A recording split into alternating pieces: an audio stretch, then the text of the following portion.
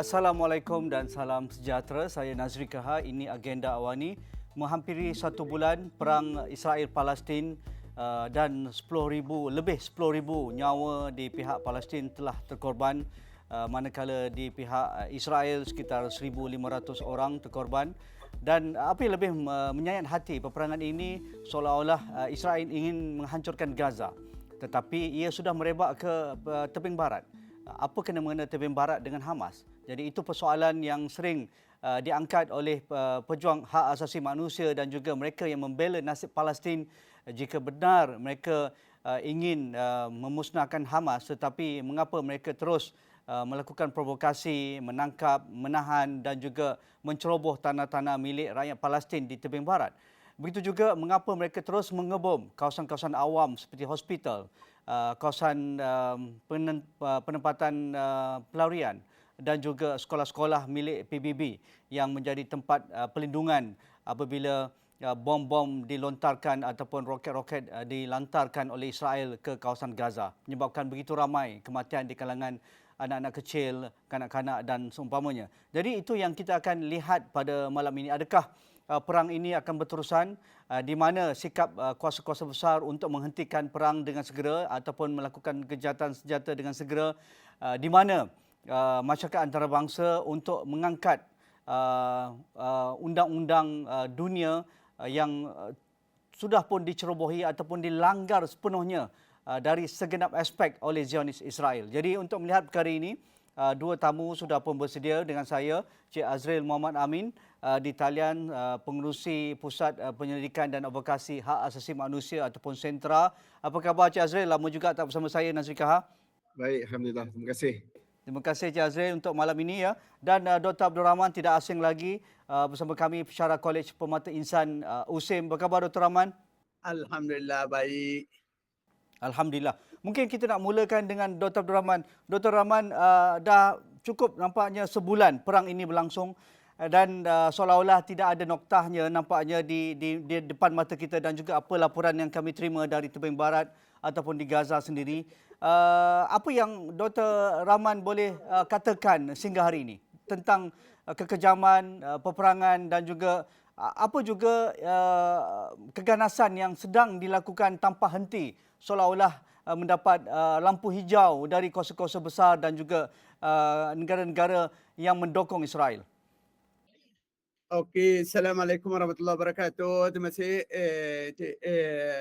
Nazri dengan semua tetamu, termasuk audiens, kepada agenda Astro Awani.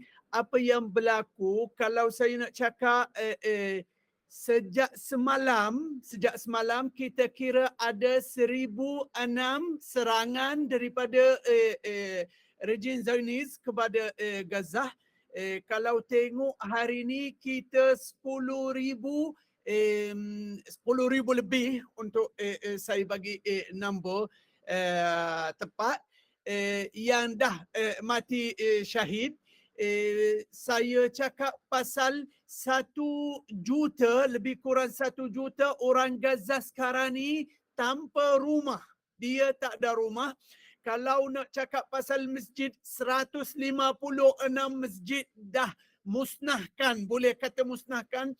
Kita ada 3 gereja di Gaza sudah hancur. Saya cakap termasuk gereja yang dibina 1324. Ada satu gereja di Gaza dibina tahun 1324.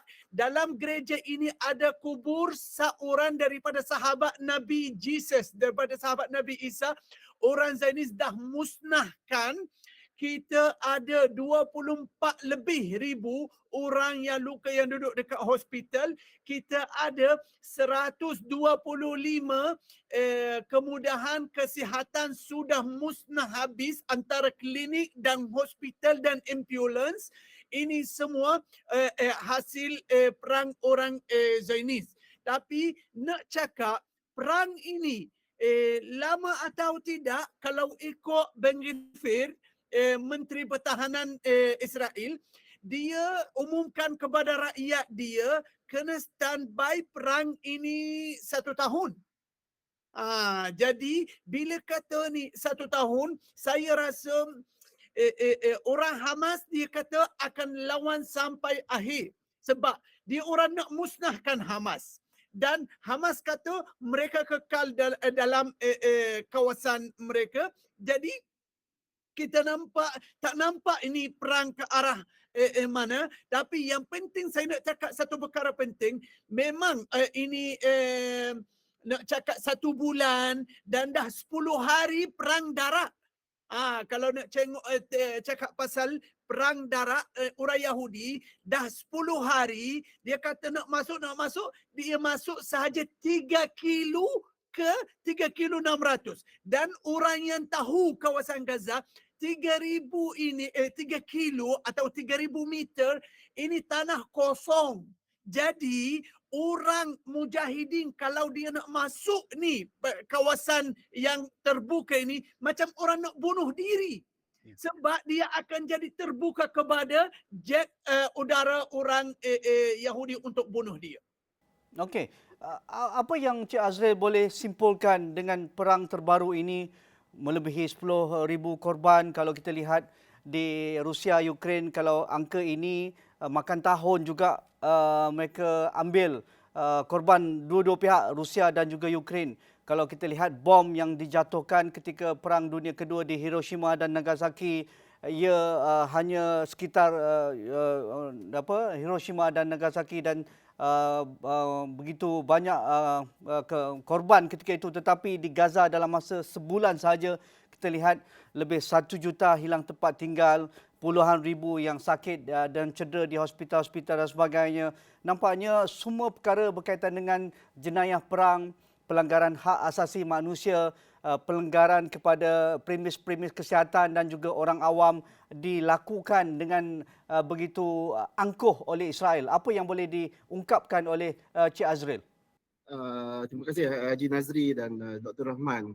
Kita tengok jelas daripada penjelasan yang diberikan oleh Dr. Rahman sebentar tadi, dan saban hari kita mendapat mengikuti berita liputan mengenai keadaan yang berlaku di Gaza.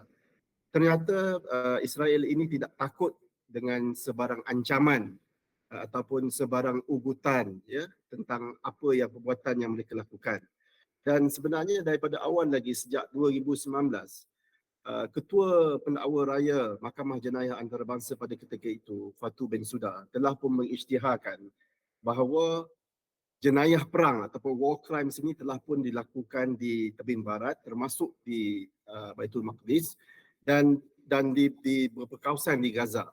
Ini telah pun diisytiharkan pada 2019, tapi tidak langsung ditakuti dan tidak langsung memberi kesan pada rejim Zionis Israel ini. Dan kita lihat apa yang dijelaskan oleh Dr. Abdul Rahman tadi, ternyata bahawa mereka memang berhasrat untuk menghapuskan terus.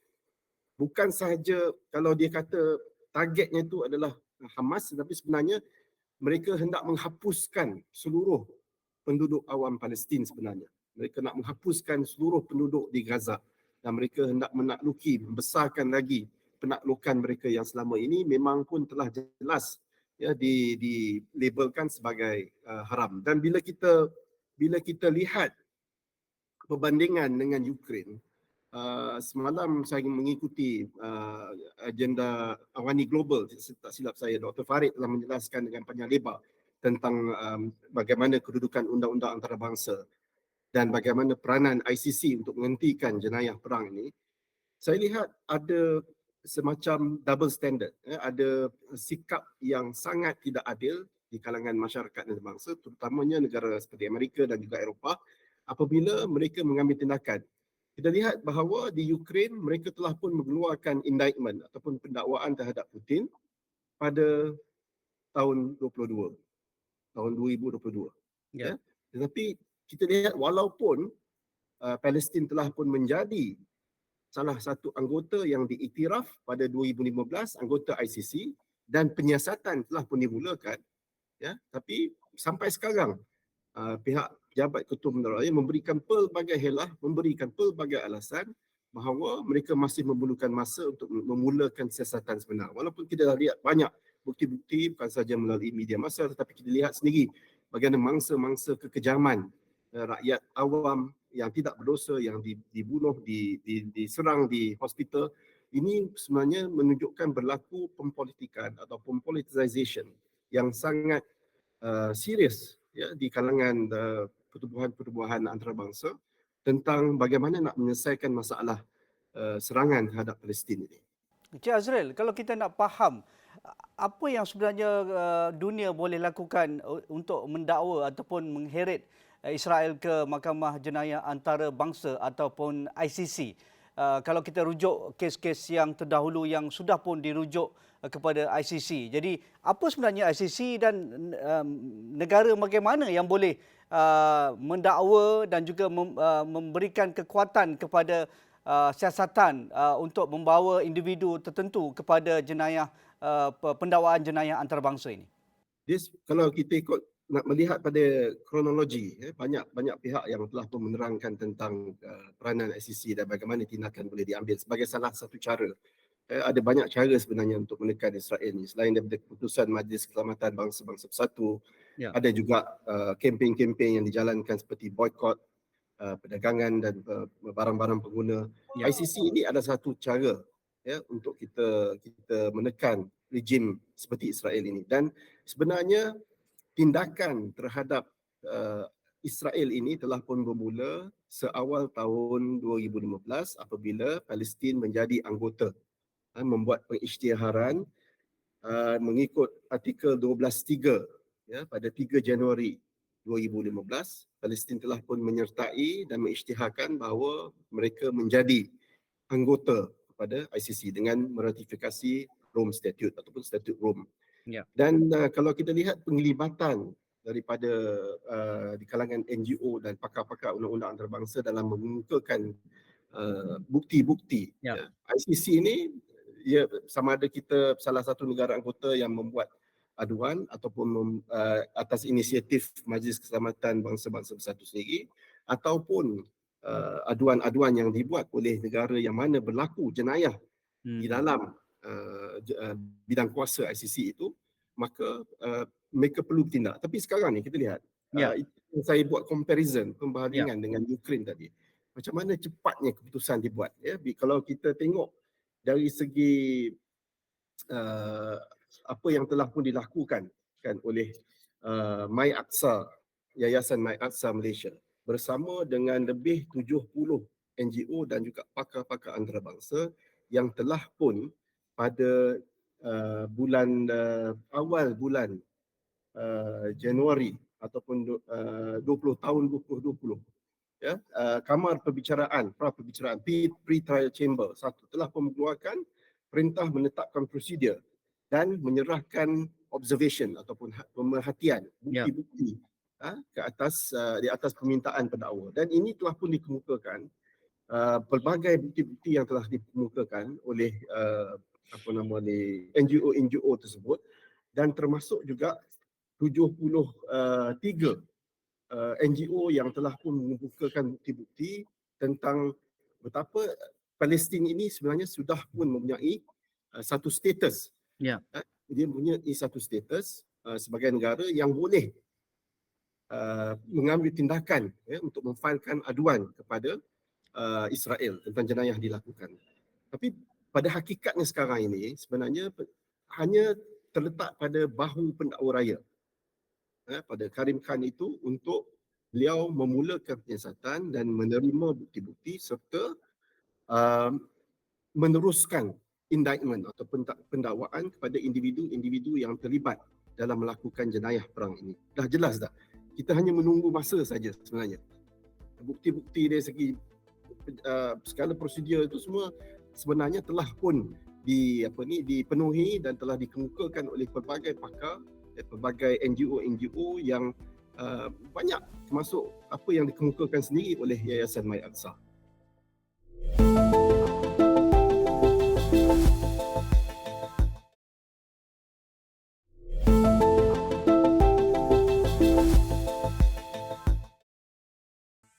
Dr. Abdul Rahman, dengan bukti yang ada dan sejarah pelanggaran hak asasi dan juga jenayah perang yang dilakukan sejak 7 dekad lalu oleh Zionis kepada rakyat Palestin di penempatan-penempatan dan juga hak-hak yang dirampas sebagai rakyat yang bertaraf penduduk asal di bumi Palestin itu.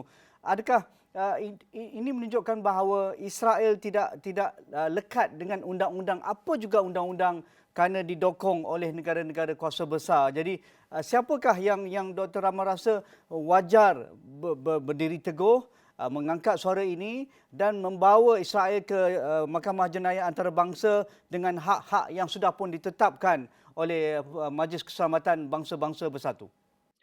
Okey, Cik Nazri dengan Dr. Azri, saya masalah kita dengan community international atau international community, masyarakat antarabangsa, double standard sudah lama. Sekarang ni masyarakat antarabangsa penipu, bohong. Ini yang berlaku. Kalau kita tengok sekarang ni memang Mahkamah Antarabangsa dah panggil Israel dah beberapa kali. Kalau saya cuba ingat, tahun 2009 ada panggil sekali, tahun 2015 dah panggil sekali, 2019 panggil sekali. Jadi selalu dipanggil. Kalau kita ingat juga seperti mana tadi Dr. Azril cerita, tahun 2015 kita ingat laporan yang terkenal dengan satu hakim yang terkenal daripada Afrika Selatan, Goldstone. Laporan Goldstone, dia yang nasihat kepada kerajaan Palestin kena daftar sebagai ahli bawah ICC. Dan apabila Palestin buat aduan, Amerika Syarikat dia yang tekan atas Mahmud Abbas untuk tarik balik laporan ini. Lepas tu Israel sendiri, sebab kita tahu ada duit cukai Israel kena bayar untuk kerajaan Mahmud Abbas. Mereka buat tekanan, kalau you tidak tarik laporan ini, kita akan tak bagi duit. Jadi, nak cakap sekarang ni, memang Israel dipanggil banyak kali, tapi ada satu perkara. ICC tak ada kuasa atas Israel, kita kena faham perkara ini. Sebab semua ahli ICC kena sign agreement, Rome Agreement. Rome Agreement ini yang asal tubuhan ICC. Jadi Israel bukan ahli. Kerana itu orang tidak mahkamah tidak boleh memanggil Israel kecuali kalau orang buat atau satu negara buat aduan.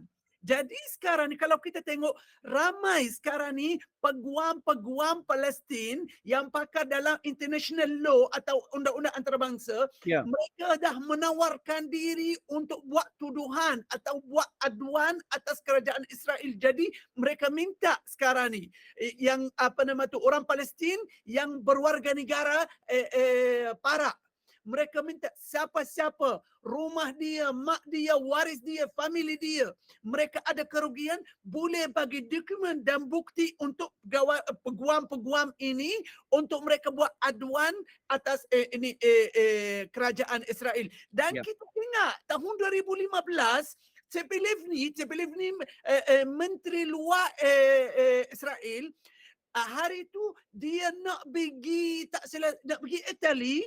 Dia tak berani nak turun daripada kapal terbang dia. Kenapa?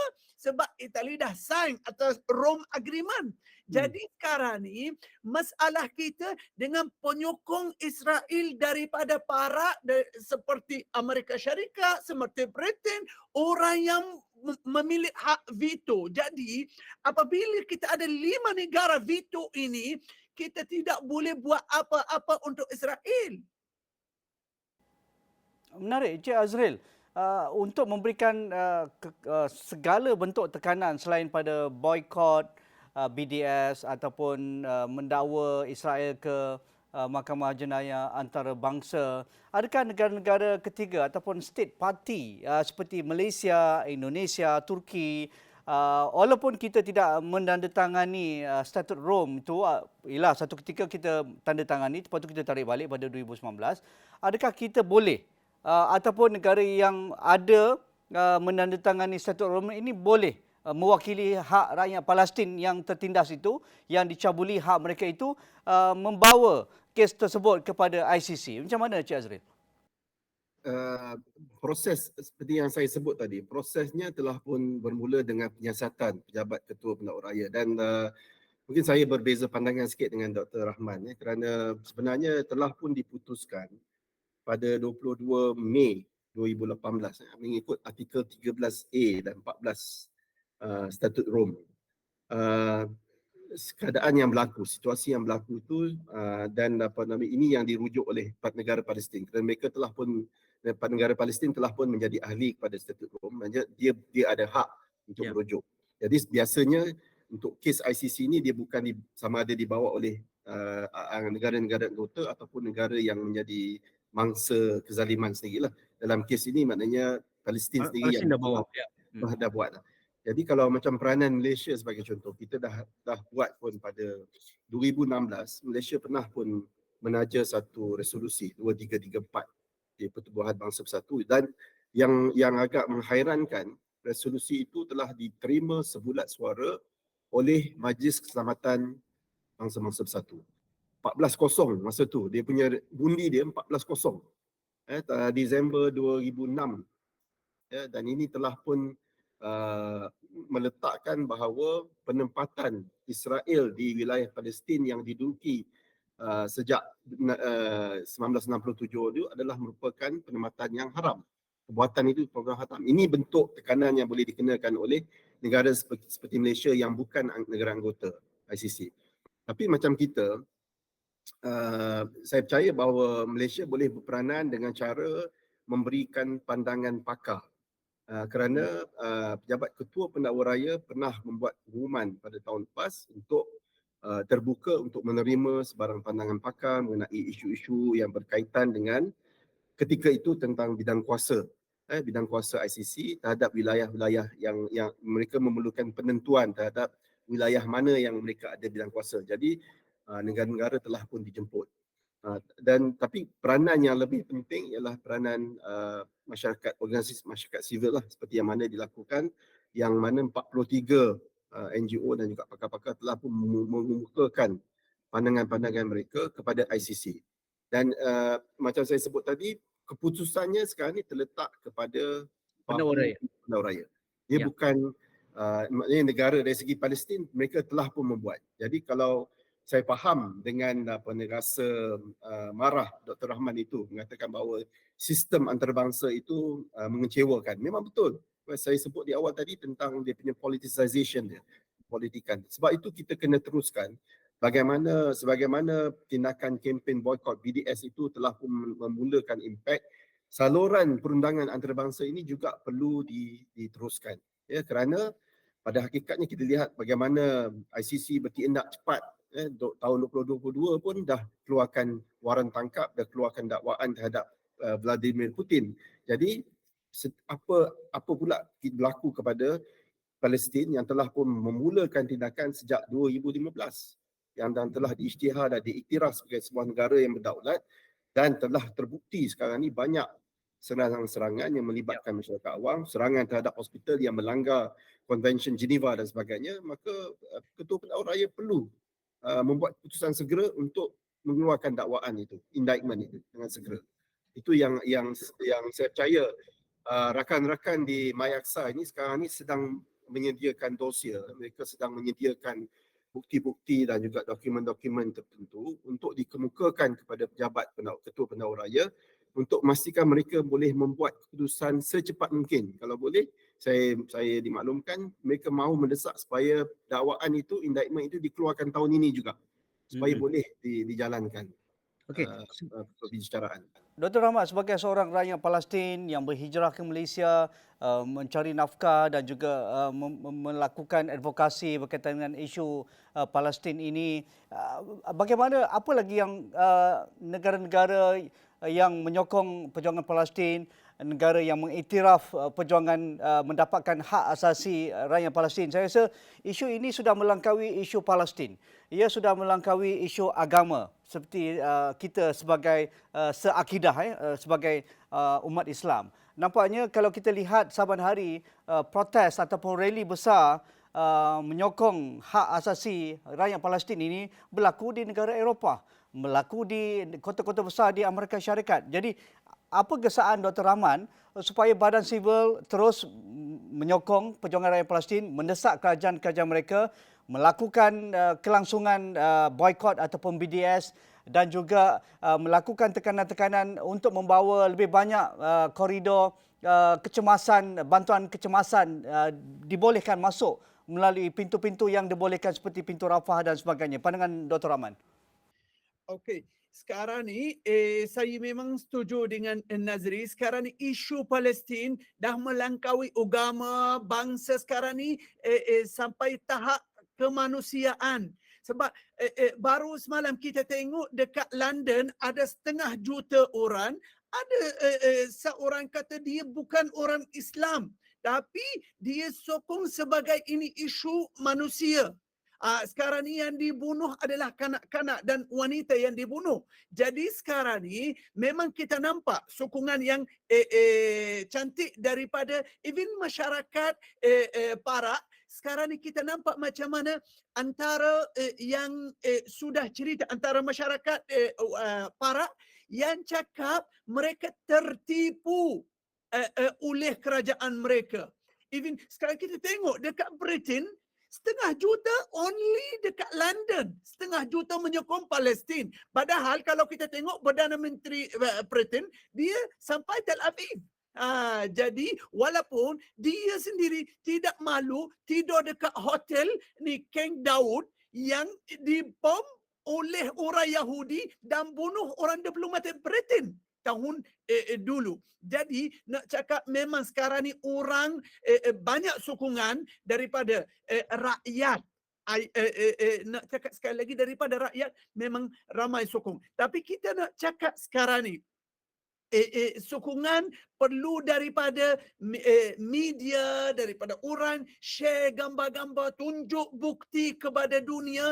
Ini yang dibunuh adalah bukan orang yang pegang senjata. Kita tengok 10,000, kalau ikut analisa daripada 10,000 ada 5,000 lebih kanak-kanak.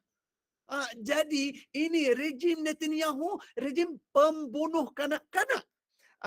Jadi sekarang ni apa yang kita nak sampaikan kepada siapa-siapa yang berjuang untuk isu Gaza, orang penyokong isu Palestin adalah kita memang perlu barang-barangan yang membantu untuk kesihatan, untuk ni. Tapi kita masih lagi perlu kita aktifkan senjata kita yang terkini. Hashtag adalah senjata. Gambar-gambar senjata. So aktiviti sokongan adalah senjata untuk tunjuk dunia kena stop. Kalau saya tengok sekarang ni, orang dah cakap dengan even United Nations, Guterres dah cakap dengan Joe Biden untuk stop orang kata stop bom untuk tujuan kemanusiaan. Dia cakap apa ni Joe Biden? Dia cakap boleh stop kalau kita nak dapat orang tahanan, orang yang Hamas tahan mereka. Jadi even Joe Biden, dia fikir sahaja orang Yahudi yang dekat Hamas. Dia tidak fikir orang Palestin. Saya rasa semua orang ini masyarakat, international community, mereka fikir macam mana nak selamatkan Israel sahaja. Mereka tidak fikir pasal Palestin. That's why saya kata bahagian kita adalah masyarakat sahaja, rakyat sahaja.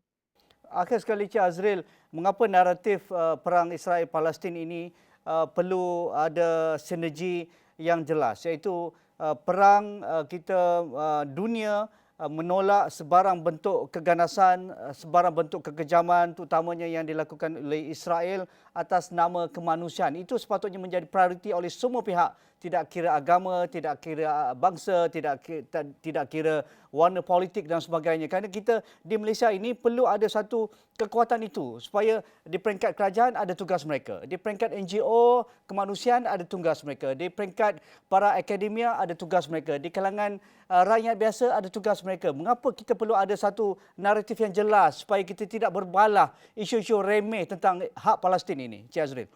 Inilah masanya sebenarnya untuk dunia membuktikan bahawa selama ini apa yang diwar-warkan dalam perisytiharan hak asasi manusia sejagat 1948, kalau nak buktikan betul-betul lah ini isu hak asasi manusia, isu kemanusiaan yang merentas agama, bangsa dan juga latar belakang. Inilah ujian sebenarnya, tempoh yang paling getir. Rakan saya di satu organisasi di Palestin, Ahmad Abu Ful, seorang presiden di organisasi Al-Haq, beliau berkata bahawa kejadian pembunuhan, kejadian kezaliman, pencabulan hak asasi manusia yang berlaku di Palestin hari ini adalah yang paling kemas sekali yang didokumentasikan dalam sejarah moden. Tapi pelik kenapa mereka tidak lagi mengambil sebarang tindakan. Sebab itu sekarang ni di awal tadi Dr. Abdul Rahman pun ada sebut ada wujud double standard yang sangat serius, double standard yang sangat memalukan kalau kita berbicara tentang isu hak asasi manusia, tetapi bila tiba isu pembunuhan anak-anak, pembunuhan wanita, pembunuhan mereka yang tidak bersalah, kita tidak boleh bergerak sebagai satu suara. Masih ada lagi yang berkatakan bahawa ini isu-isu yang berkaitan dengan perkara yang remeh-remeh. Tapi sebenarnya naratif itu kena jelas. Maksudnya inilah tempoh ataupun waktu yang mana kita perlu menunjukkan bahawa kita boleh bersolidariti bersatu satu suara untuk memastikan bahawa isu hak asasi manusia itu dapat ditegakkan dengan sebenar-benarnya. Terima kasih Cik Azril Muhammad Amin, pengurusi sentra. Terima kasih Dr. Abdul Rahman. Terima kasih Dr. Rahman. Kita akan terus berinteraksi. Dr. Abdul Rahman sebagai pensyarah Kolej Permata Insan Universiti Sains Islam Malaysia. Jadi itu saja bersama saya dalam agenda Awani malam ini. Saya Nazrika. Assalamualaikum. InsyaAllah kita jumpa lagi.